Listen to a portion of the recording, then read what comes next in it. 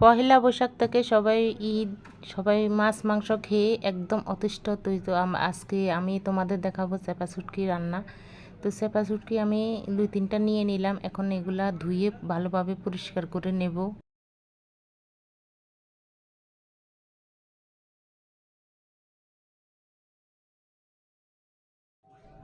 অনেকেই আছে প্রতিদিনে মাছ মাংস খেতে পারে, আবার অনেকেই আছে প্রতিদিন খেলে পরে আর ভালো লাগে না, একটু মন চায় ঝাল ঝাল কিছু দিয়ে ভাত খেতে তৃপ্তিভাবে। তো আমার আজকে 2-3 দিন থেকে শুধু আমি মাছ মাংস কিছুই মন চায় না, শুধু মন চায় একটু শুটকি দিয়ে ভাত খাবো। তো আজকে রান্না করতেছি শুটকি।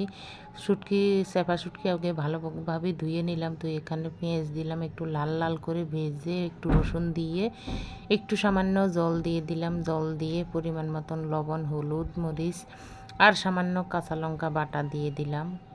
তো এখন এগুলো ভালোভাবে একটু কষিয়ে শুটকিগুলো দিয়ে বাস, আর কি কোনো ঝামেলা নাই। একটু জল দিয়ে ভালোভাবে কষিয়ে নামিয়ে নেব। তো তোমরা তো সবাই শুটকি রান্না করতে জানো, তারপরেও আমি আজকে রান্না করলাম, তোমাদের সাথে শেয়ার করলাম। যদি ভালো লাগে ভিডিওটি একটু লাইক দিবে, শেয়ার করবে। ধন্যবাদ।